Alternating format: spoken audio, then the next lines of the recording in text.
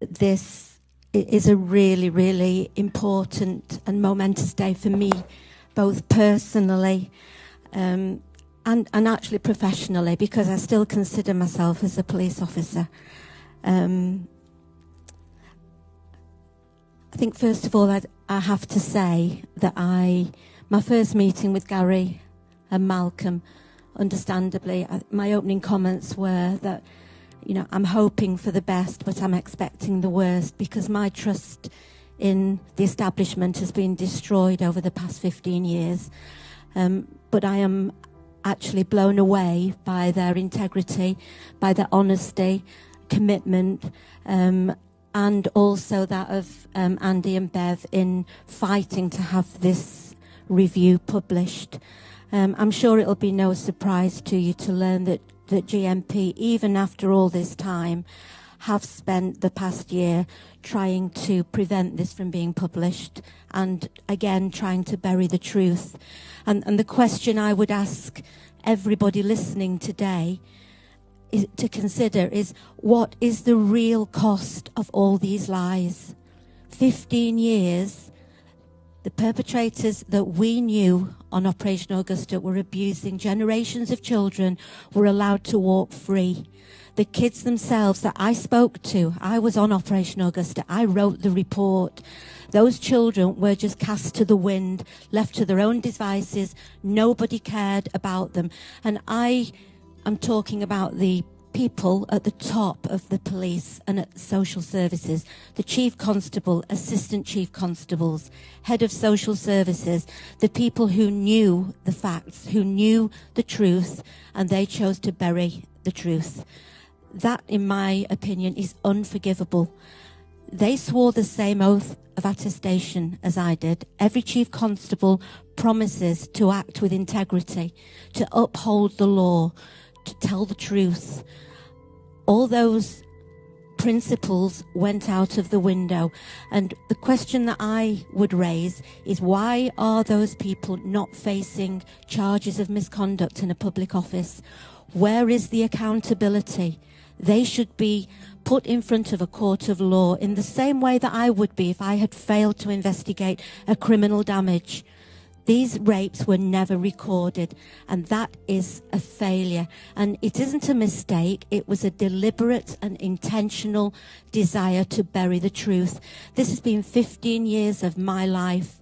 It has almost destroyed me. I've lost my job. I've lost my home. I've lost my health. Joan has lost her granddaughter. All those children that we knew were being abused were cast aside. How many more children have those abusers abused in 15 years? It is unforgivable. And this report makes me feel vindicated. It actually gives me a sense of closure. And actually, the fact that these four people sitting here have made this public makes me want to sing from the rooftops, to be honest, because I never thought this day would come. When I spoke to them, I actually believed it was just another process, another tick in a box, but they have actually proved me wrong.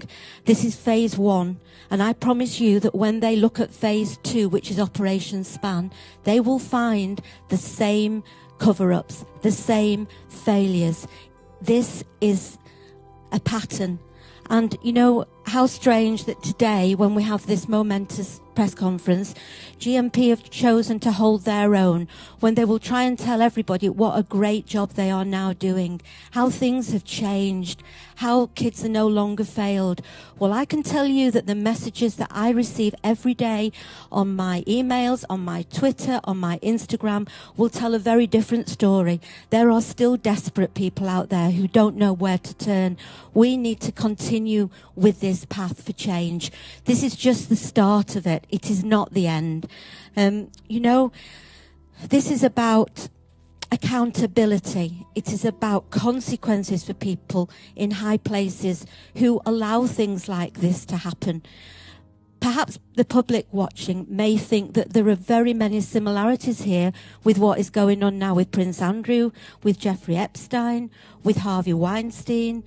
You know, we've come to a watershed moment, and we have to make a choice. Are we going to allow the people in these positions of power, in positions of trust, to betray the public time and time again? And I would say we mustn't. We must use our voices, however difficult it is. You know, I've set up my own foundation, the Maggie Oliver Foundation now, which I really didn't want to do, but there are so many people who have nowhere to go. We have to make a difference. It's a lonely road when you step outside your job and your life. And I can't really explain what it's done to me. I'm not the same person. But I actually feel very proud of myself today that, you know, I've dug deep, and my children know that I've told the truth, but now everybody else knows as well, and that makes me feel that the journey's been worth it.